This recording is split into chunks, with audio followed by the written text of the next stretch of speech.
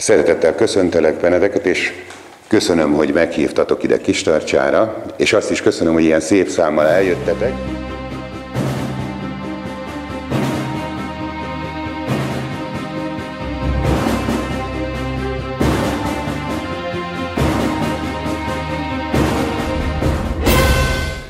Mert hogy válaszúthoz érkezett az emberiség is, és ezen belül a magyar nemzet is. Választania kell. Hagyja, hogy úgy menjenek a dolgok, mint ahogy az elmúlt években, évtizedekben, évszázadokban, sőt 1000 évben ment, vagy pedig változtat rajta. És egy emberibb társadalmat épít fel. Ez a felismerés, hogy változtatni kell, ez nem csak itt Magyarországon, nem csak nálunk ért meg. A világban nagyon sok gondolkodó veszi már észre, hogy az emberiség egy szakadék felé száguld, olyan, mintha egy vonattal a szakadékba száguldanánk 120 km/s sebességgel, és közben ahelyett, hogy a vészféket keresnénk, hogy meg akarnánk állítani a vonatot, azon vitatkozunk, hogy most a Ferrari jobb, vagy a Mercedes a Forma 1-es futamon, vagy hogy a kék pártra szavazzunk inkább, vagy a sárgára. Korunk nagy kérdése valóban az, hogy felismerjük-e tömegesen, hogy a világ olyan, amilyenné tesszük. Tehát az első pont az a felismerés, hogy változtatni kell, mert ez így nem jó. A nyugati kutatók mindenféle új modelleket keresnek, hogy milyen lenne az új világ, az új társadalmi berendezkedés, és ki korlátai szerint állít fel ilyen víziót. Nekik sokkal hátrányosabb a helyzetük, mint nekünk, mert az ő őseik, azok nem hunok és szkíták voltak.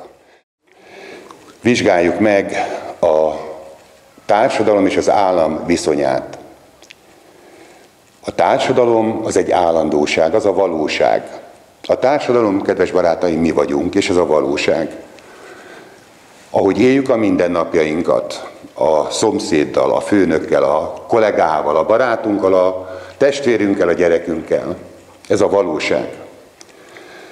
A történelemkönyvekben azonban nem ezekről olvasunk, az államról, egy ilyen virtuális fogalomról.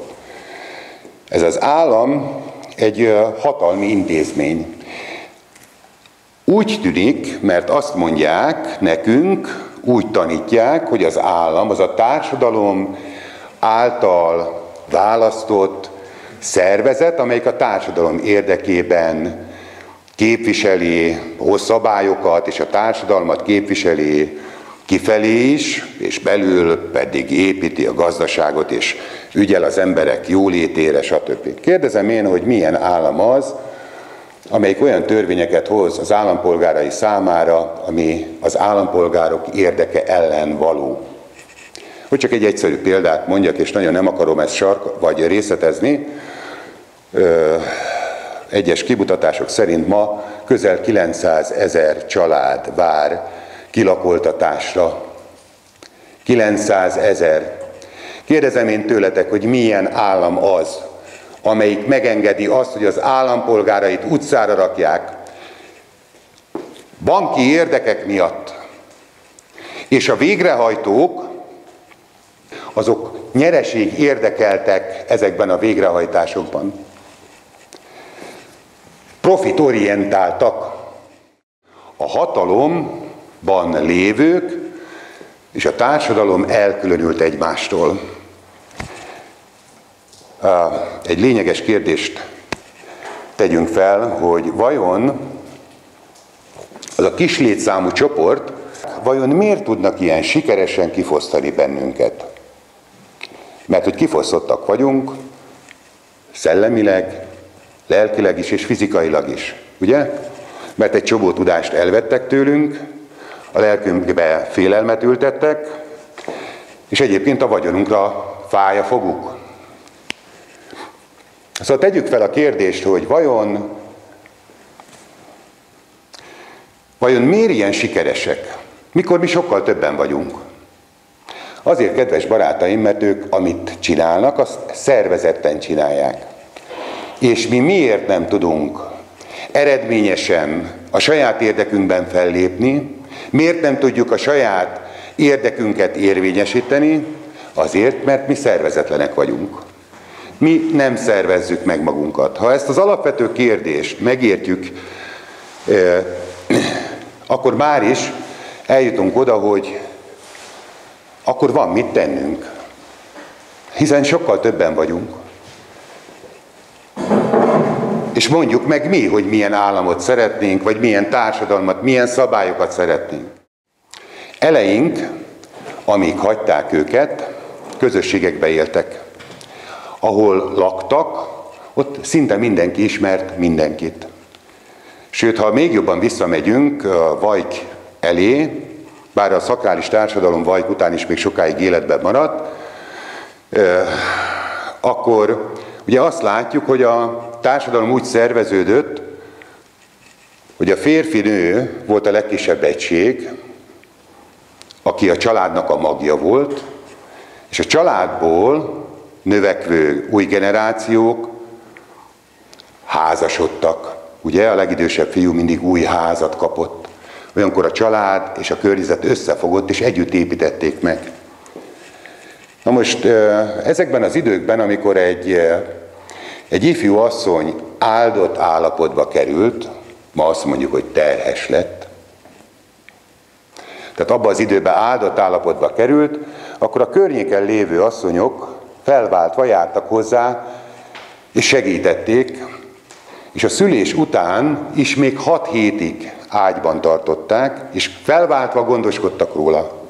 Most képzeld el ezt a 8-10-20 emeletes, 4 emeletes, akárhány emeletes házat, ott lakik együtt 30-40 család, ha ott az egyik ifjú asszony áldott állapotba kerül, akkor a lépcsőházból hányan fognak hozzá bekopogtatni? Érted a különbséget? Még régen egymásért voltunk, most szembefordítanak bennünket, elidegenítettek bennünket. Több ezer évvel ezelőtt kétféle életszemlélet vagy társadalomszervezési erő volt jelen a világban.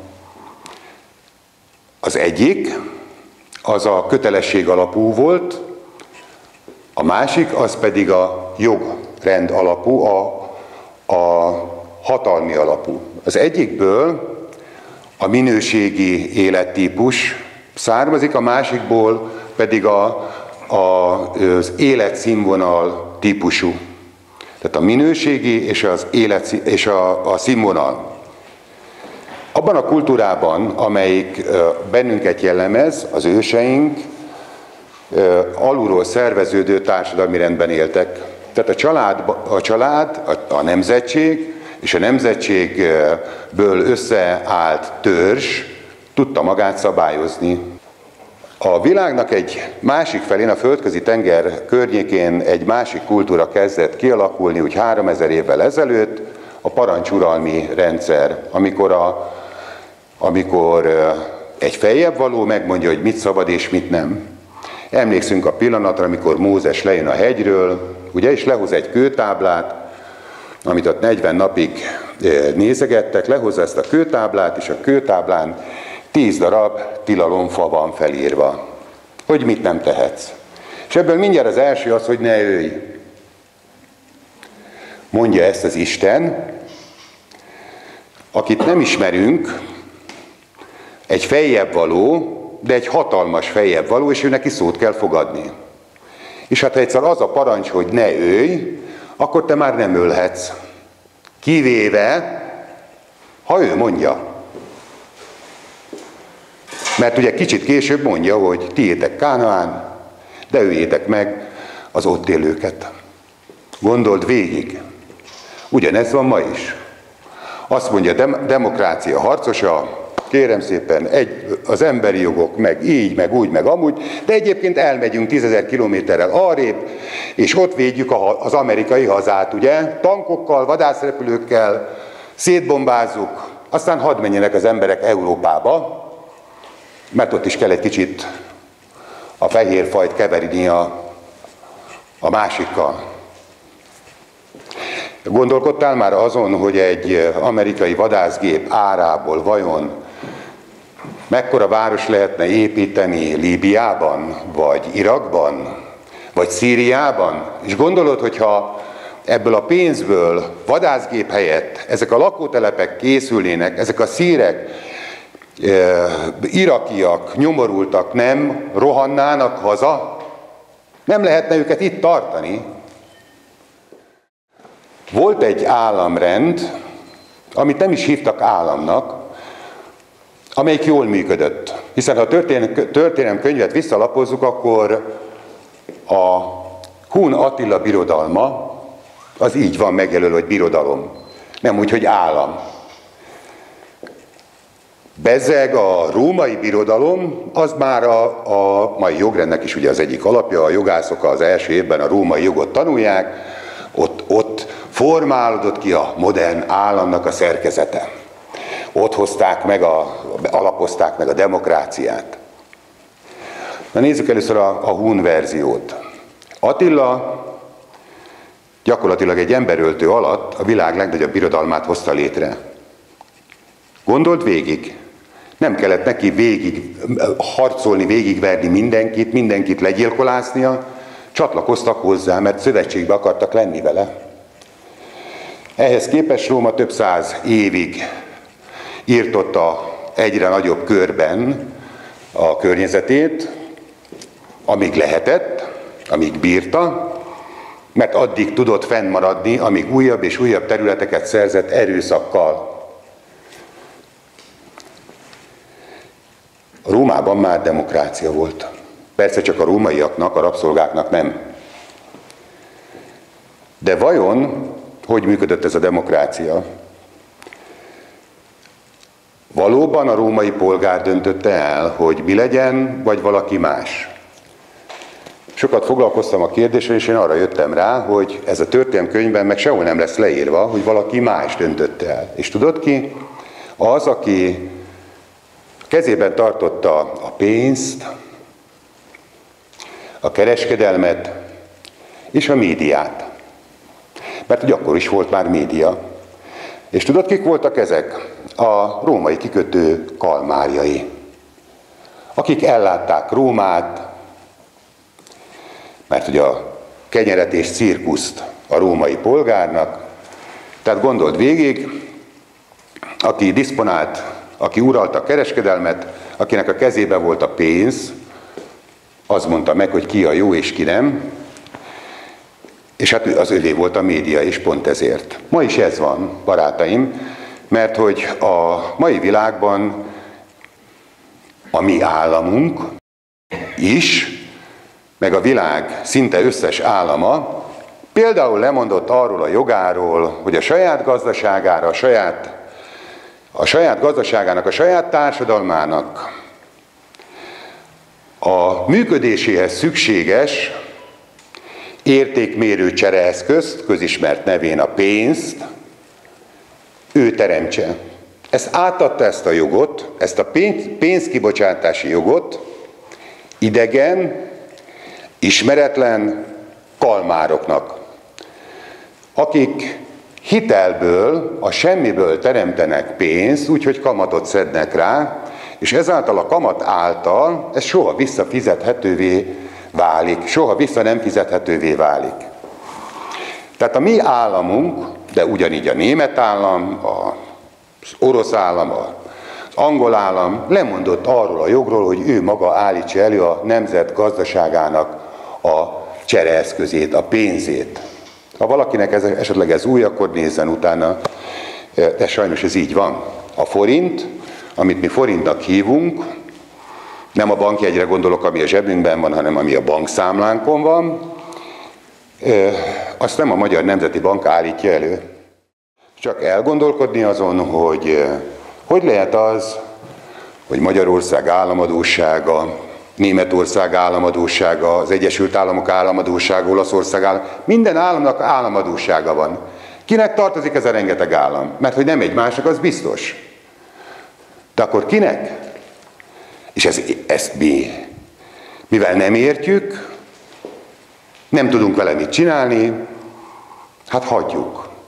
Mert nem vagyunk szervezettek, nem tudjuk az érdekeinket érvényesíteni, nem tudjuk ezeket a kérdéseket valóban feltenni. Az állam által hozott törvények, szabályok nem a legfőbbek, nem a legmagasabb rendűek. Sőt, ha az állampolgár úgy érzékeli, hogy ez a szabályrendszer ő ellene van, akkor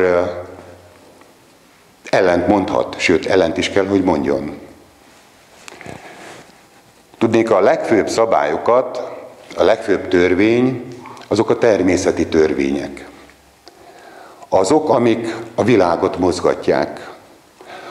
Ami alapján minden ember egyenlő, és minden embert ugyanaz a jog illet meg. Egy ilyen példa, a II. Világháború után, ugye tudjuk, hogy volt a Nürnbergi per. A Nürnbergi perben a győztes hatalmak képviselői bíráskodtak a vesztesek fölött, ítélték el őket erre a jogra való hivatkozással azért, úgy, hogy egyébként azok a németek, akiket elítéltek, a cselekedeteik megvalósulása idején ők a saját törvényeik szerint jártak el. Tehát érted? A Németországban érvényben lévő törvények alapján cselekedtek a németek, amikor gyilkolázták a másik embereket, parancsra tették, törvényesen, mint ahogy most például Irakot lerohanták az amerikaiak, ugye ők is, vagy Líbiát, vagy stb., ők is mindig törvényesen cselekednek, mert hát az állam őket ezzel bízta meg.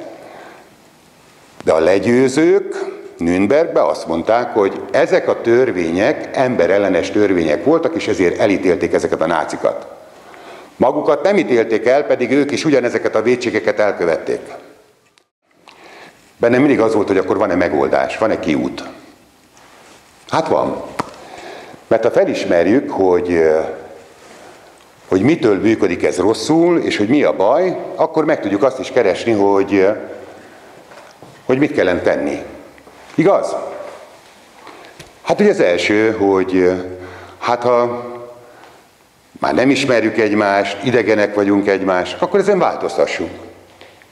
Ismerkedjünk. Hozzunk létre valami olyan körülményt, ami alapján újból egymás felé fordulunk. Hát mi nem tudunk összefogni, meg egymás ellenségei vagyunk, meg ilyenek vagyunk, meg olyanok. Nem igazán. Nem igazán. Mi magyarok nagyon össze tudunk fogni. Vendégszeretőek vagyunk, és nagyon tiszta emberek vagyunk. Mindegyünkben ott van. Amikor azt látod a környezetedben, hogy valaki nem ilyen, nem ő az, aki nem olyan, hanem amivé változtatta, az a körülmény, amiben az elmúlt 30, 40, 50, 70 évet töltötte, hogy elfelejtették vele, hogy kicsoda. 2008-as válság, pénzügyi válság, egy pénzügyi részvénytársaságnak a vezetőjeként talált meg. Akkor már vagy 25 éve voltam vállalkozó, hajtottam én is a pénzt, mert azt gondoltam, hogy ez kell. Sikeres akartam lenni. Mert azt gondoltam, hogy a siker az a fontos, meg az életszínvonal emelése. Közben elfogytak a barátaim, tudod? Tehát ahogy hajtottam a pénzt, egyre kevesebb jó akarom, barátom, elfogytak így mellőlem. És jött ez a válság, elvitte a részvénytársaságot 2009-ben, és akkor azt mondtam, hogy engem ez már tovább nem érdekel. Elkezdtem kutatni, hogy működik ez a rendszer. És ahogy elkezdtem kutatgatni, keresgetni, folyamatosan azt vettem észre, hogy minden elbecsaptak. Amit addig korábban én komolyan elhittem, vagy amit alaptézisnek hittem, arról kiderült mindenről, hogy hazugság. Tehát egy csomó olyan hangadó véleményformáló van ma a magyar társadalomban, aki arról beszél, hogy ez így nem jó, talán az összefogásról is beszél, a közös ezekben a véleményformálókban, hogy mindegyikük úgy van vele, hogy csak ő tudja a jót, és az összes többi rosszul tudja. Hallgattam ezeket az előadásokat először, akkor megnyugodtam, hiszen itt van ez a Péter, ez a Jóska, ez a Gábor, ez a István, ezek úgy elmondják, hogy miért rossz ez így, ahogy most van. És akkor megnyugodtam, hogy hát akkor már a változás elkezdődött, ők már csinálják, építik. Ez 2012 környékén jött először ez az érzés, hogy hát hiszen itt vannak nekünk ilyen gondolkodóink, akkor most már itt jó úton vagyunk. És azóta csak rosszabb lett. Mert hogy ezek az emberek elmondják az előadásokon, hogy ez így nem jó, meg ilyenek vagytok, meg olyanok vagytok, utána hazamennek, és te ott maradsz. Hogy jó, hát tényleg milyen igaza volt, és másnap bemész a munkahelyedre, és a főnök megint hisztizik veled, és a parkolásért megint kirólják rád a 6000 forintot. Ezt tudod, hogy ha nem veszel a parkoló cédulát, lefényképezzel valami, ez az emberke, aki erre fel van bérelve, akkor ha 2 héten belül befizeted, akkor 6000 forint, ha nem, akkor már 16 vagy 18. Hogy jön egy korlátolt felelősségű társaság, még csak nem is az állam, hanem az államtól kapott jog alapján egy korlátolt felelősségi társaság ahhoz, hogy kiróljon neked ilyet, hogy mivel te nem vettél az autódnak a közterületen 1 órára 300 forintért vagy 500 forintért cédulát, ezért téged 6000 forintra büntet, és ha 2 hétig nem fizeted be, akkor 16 000. Egyszerűen gyomorforgató. És aki hozta elém a saját ilyen papírját, nézd rám, hogy most mit tehet. Te barátom, egyedül semmit. Kedves társadalom, te egyedül, egyenként, szétszórva nem tehetsz semmit. Egyetlen egy lehetőséged van, hogy felébredsz, és elkezded keresni, hogy milyen úton, módon kapcsolódhatnál, foghatnál össze, hogy érvényesítsd az akaratod. Mert tudnod kell, hogyha te ezt megteszed, azelőtt mindenki meghajol.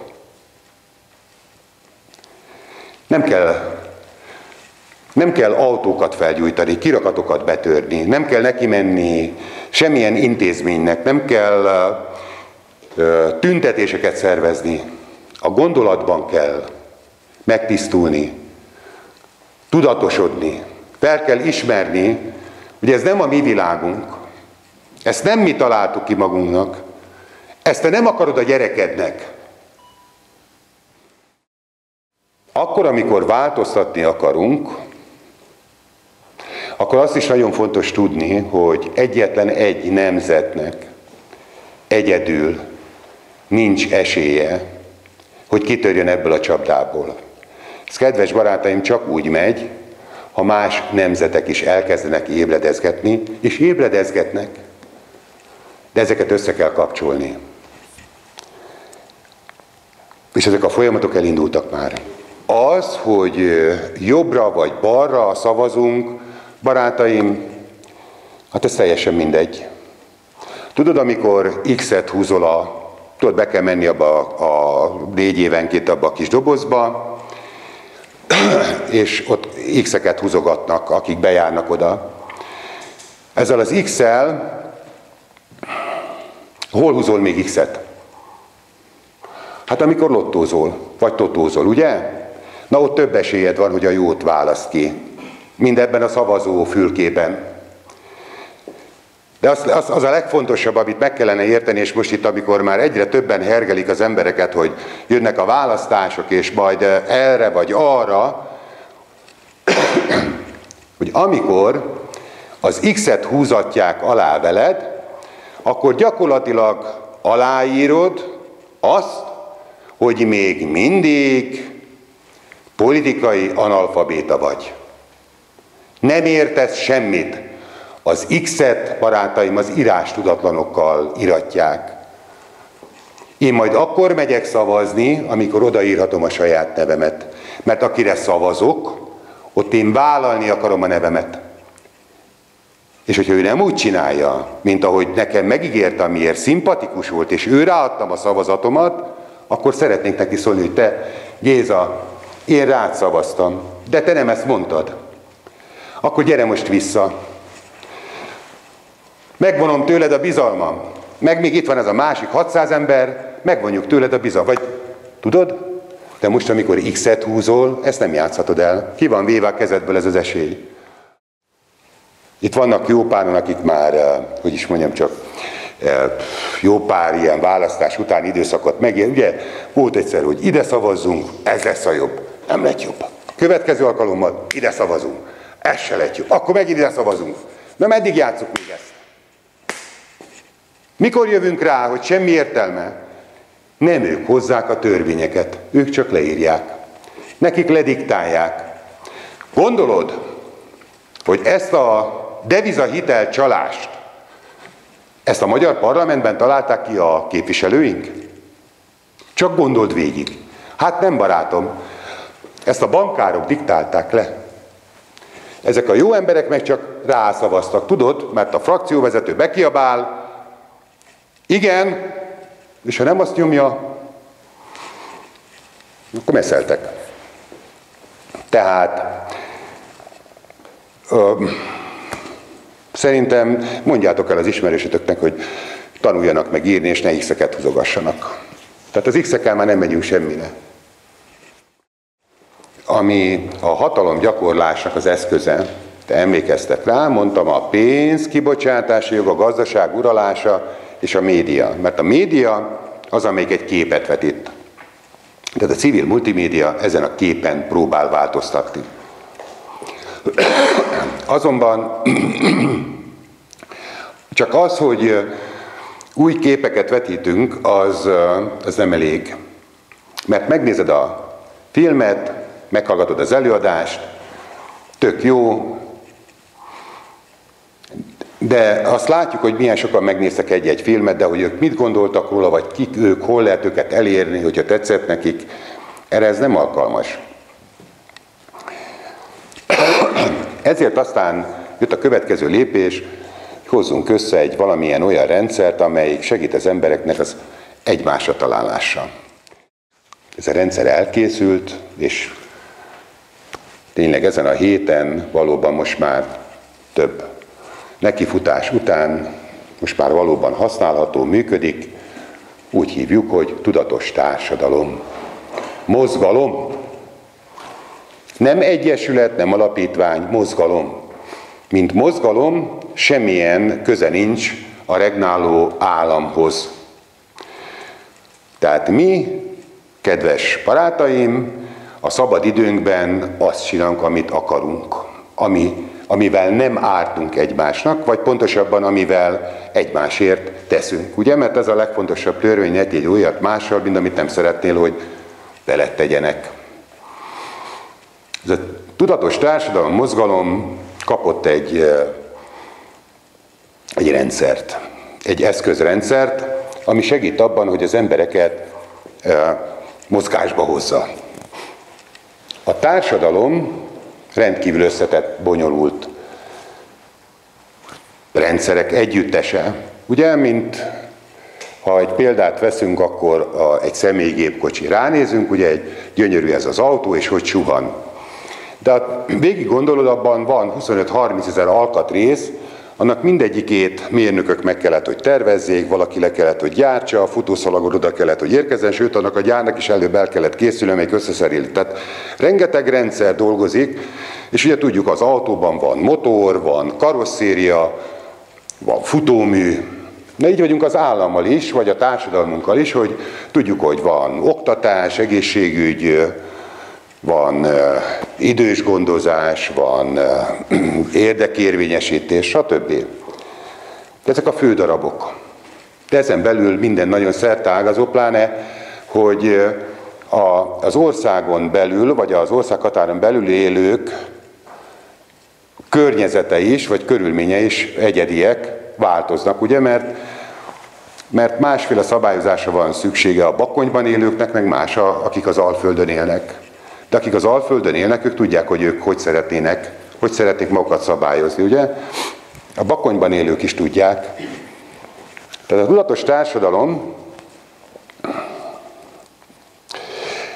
egy hármasságot próbál megvalósítani. A hármasság lényege a szellemi, a lelki és a fizikai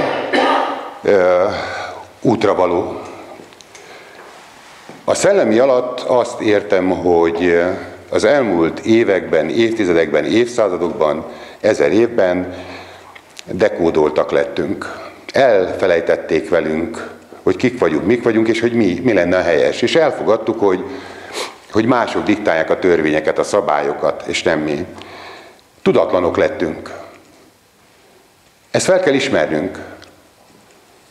Ha ezt felismerjük, akkor már is elkezdünk tudatosodni, mert akkor végig tudunk gondolni, hogy haló, hát ez nem biztos, hogy ez így jól van, mert nekem ez nem jó.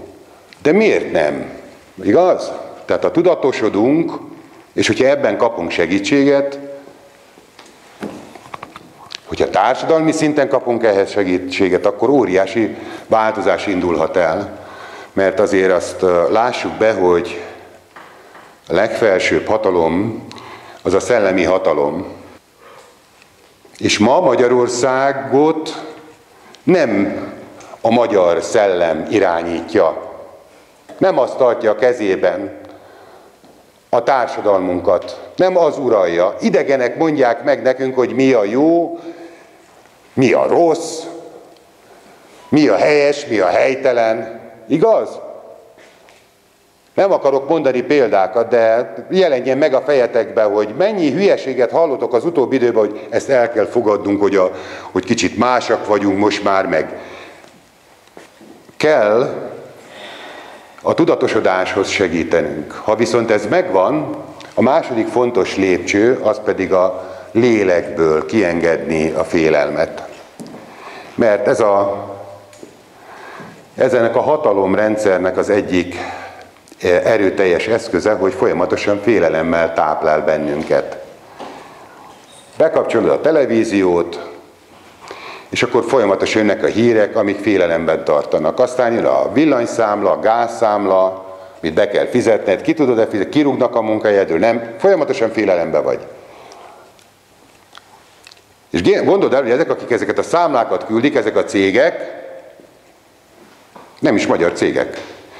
Itt élünk a Tudományos Akadémia szerint is már több mint 1000 éve a Kárpát-medencében. A víz, ami itt van a Kárpát-medencében, azért azt tudjuk már, hogy ez a miénk. A mi apáink, szüleink építették ki azokat a csővezetékeket, amelyiken eljut a lakásunkba. És akkor egy francia cég teszi oda a számlát, hogy vízdíj. Gondold el, mi köze van hozzá? Vízdíj. De ugyanez a helyzet a gázzal is, meg a villannyal is. Mi köze annak a német cégnek ahhoz a villanyhoz, meg ahhoz a villanyvezetékhez, ami bejön a te lakásodba, és nem azt mondja, hogy szolgáltatási díj, nézd meg a számláját. Azt mondja, hogy áramszámla. Mintha ő csinálta volna azokat az elektronokat. Barátom, nem ő csinálta. De elhiteti velünk, és meg elfogadjuk. Miért fogadjuk el? Mert ő ezt szervezetten csinálja, mi meg nem tudunk szervezetten ellent mondani. Nem tudjuk azt mondani, hogy ne hülyéskedj már. Pedig csak ennyit kellene mondani. Elindítottuk ezt a tudatos társadalomrendszert. A tudatos társadalom 31 vagy 32 szakműhely alapozott meg. Ezek a szakműhelyek 6 fő témakörben születnek, és a tudatos társadalom mozgalomhoz csatlakozók mindegyikének egy-egy szakműhelyben választania kell egy szakterületet, mert mindenki ért valamihez. Ez a 6 főtétel a társadalmi önazonosság, önismeret, a kultúránk, a szakralitásunk. A második főcsoport az a a társadalomszervezés. Itt van például egy szakműhely, társadalomvezető képzés. Ez egy vadonatúj fogalom, mert ugye eddig a társadalmi vezetőket nem szokták képezni, hanem azok csak úgy lettek, igaz? Kijelölték magukat, elég sok pénzük volt hozzá, és akkor ők lettek a legalkalmasabb társadalmi vezetők. Na, a harmadik csoport, főcsoport, az a érdekérvényesítő. Hát itt van sok szakműhely, a állampolgári érdekvédő, devizahiteles, család, szociális, ifjúsági, stb. Érdemes őket végignézni. A negyedik csoport az a gazdasági élénkítő szakműhelyek csoportja, mert meg kell szervezni, kedves barátaink, a magyar ipart, magyar mezőgazdaságot, magyar kereskedelmet, mert mindent kivettek a kezünkből. És mindent a multi ural. És mi azt hiszük, hogy jól járunk azzal, hogyha bemegyünk abba a fényes nagy szupermarketbe, mert ott szépen tologatjuk a kocsit, akciót keresünk. Csak nem érzékeljük, hogy minden egyes forinttal, amit ott hagyunk ezeknél a multiknál, saját magunkat lőjük lábon. Mert ez a multi kiviszi a pénzt az országból, és amit hoz ide, amit megvásároltat velünk, attól meg garantáltan előbb-utóbb mehetünk a gyógyszertárba. Kereshetjük fel azokat az orvosokat, ugye itt a előadás előtt erről beszélgettünk, akik igazából már nem is esküdtek fel azért, hogy bennünket gyógyítsanak, hanem gyógyszerközvetítő szakmérnökökké degradálódtak az elmúlt évtizedekben, vagy évszázadban, inkább évtizedekben csak, de az utóbbi időben mindenképp. Tehát meg kell szerveznünk a gazdaságot. Van mit tenni. Az ötödik csoport az az innováció, állmányok, szakműhely, az egészségügy, stb. Ezt is érdemes megnézni, és a hatodik csoport az pedig a média. Mert hogy az a média, amit megálmodtam, az nem egy stúdió, nem egy-két ember, hanem az egész országban, régiónként, területenként egy-egy a társadalom tagjai közül kiválasztott arra képes kis csoport, akik készítik azokat a tudósításokat, híreket, amik ott azon a területen a valóságot jelentik. Mert a valóság az nálunk van. Amit a fősodratú médiában látsz, annak valamilyen szándéka, valamilyen akarata van. Ezek magánvállalkozások. Ha magánvállalkozás, akkor profitorientált. Ő nem azért csinálja azt a médiát, hogy te tiszta legyél, és okos legyél, és tiszta világképed legyen, és felszabadult legyél, hanem azért, hogy ő neki minél jobb biznisze legyen. Mikor lesz neki jó biznisze? Hát akkor, barátom, hogyha te nézed, és ő gyógyszereket reklámozhatott. Mert a gyógyszergyártó neki 3 millió forintot fizet egy 30 másodperces reklámért. Alapvetően ez a dolga. Tehát a tudatos társadalom rendszer elindult. Nagyon nehéz megjegyezni, tudatostársadalom.hu. Így találod meg az interneten. Ide majd most ki fogjuk írni, hogy tudatostársadalom.hu. Keresd rá, ha tetszik, amit ott találsz, olvasd el, és jelentkezzél. Elkezdtek már jelentkezni az emberek. Az országból, mindenhonnét. Képzeld el, olyanok jelentkeznek, akik változtatni akarnak. Akik nem forradalmat akarnak csinálni, nem támadni akarnak, nem háborúzni akarnak, hanem akik össze akarnak fogni valóban. Nem beszélni akarnak róla, hanem csinálják. És ezek az emberek bejelentkeznek szakműhelyekbe, és ott megvitatják, hogy az egészséggel hogy kellene foglalkozni, hogy a gyerekneveléssel hogy kellene foglalkozni, hogy milyen a szerves társadalomnak, hogy kellene felépülnie, hogy egy közösségnek mi mindenből kellene döntést hoznia, vagy stb. És ezt csinálják. Elkezdték, működik, mert itt van a tudás nálatok. Ne várjatok senkire. Ne várjatok egy vezérre, egy főnökre, hogy majd ő megmutatja az utat. Tudod, a vezérekkel az a baj, hogy el lehet őket kapni. Gondold végig, hány nagy emberre néztünk már fel, Azt egyszer csak eltűnt. Vagy hirtelen megváltozott. A tudatos társadalom rendszere épp ezért egy olyan rendszer, amelyik lefejezhetetlen. Nem centralizált, hanem decentralizált. A döntést, barátom, ti hozzátok meg a saját lakókörzetetekben. Ha találtok közöttetek egy olyan embert, akiben ti megbíztok, aki képviseli, akire rámeritek magatokat bízni, hogy képviselje a ti közösségetek, a településetek érdekét, akkor azt kinevezitek, és az a többivel meg tudja egyeztetni, hogy hogy legyen. A tudatos társadalom rendszerén belül, mint mondtam, indul gazdaságélénkítő program, mert azt kell megértetni, hogy a pénzt itthon kell tartanunk. Sőt, nem is pénzre van szükségünk ahhoz, hogy a gazdaság élénküljön. Ma az értékes tudás az, aki azt tudja megmondani, hogy most melyik tőzsdei bigyóba kellene betenni a pénzt. Ugye? Hogy hol lehet jobban keresni. Passzív jövedelem, biztos hallottátok ezt. Fektess be ide, oda, és akkor te nem dolgozol, majd a pénzed termeli a pénzt. Tehát az ács, a köműves, a vízvezetékszerelő tudása az ma már értéktelen, mert hát ez csak egy kétkezi munkás. Kedves barátom, a legnagyobb értéket ők tudják. Ők tudnak teremteni. Meg te is. Tudod? Akkor is a társadalom hasznos tagja vagy, mikor reggel felkelsz és az első kávédat lefőzöd. Amikor formába hozod magad. Amikor a kedves feleséged otthon elmosogat.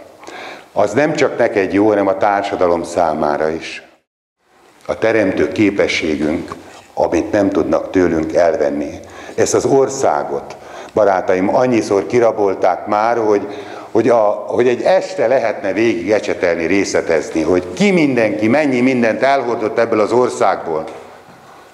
Úgyhogy nem kérdezett meg bennünket, hogy beleegyezünk-e. És most is. És kérem szépen, ez a nemzet még mindig itt van. És minden nap újra tudja teremteni magát, mert alkotók vagyunk, teremtőképesek vagyunk. Az a rendszer, amelyik az elmúlt 1000 évben Vajk után megjelent itt, és elkezdte a magyarságot szétverni, és ránk erőltette ezt az állam típusú kifosztó rendszert, az jelenkorban érte el a legsikeresebb formációhoz. Mert most az utóbbi 100 évben érte el, hogy elidegenített bennünket egymástól.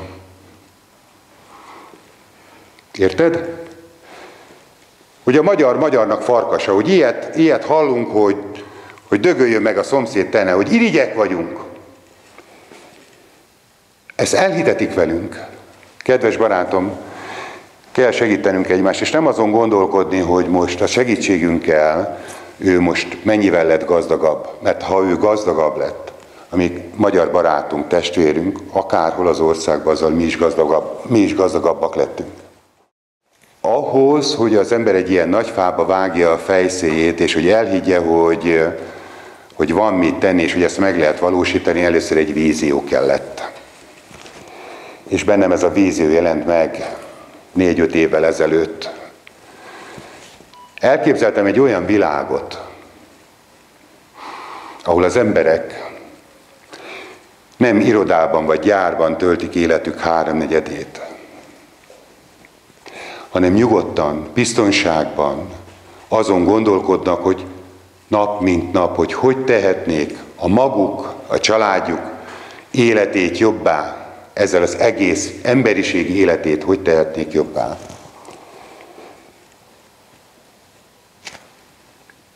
Ez a világ itt van, gyakorlatilag egy saroknyira tőlünk. Már csak meg kell valósítanunk. És most már minden ajtó megnyílt hozzá. Köszönöm a figyelmeteket!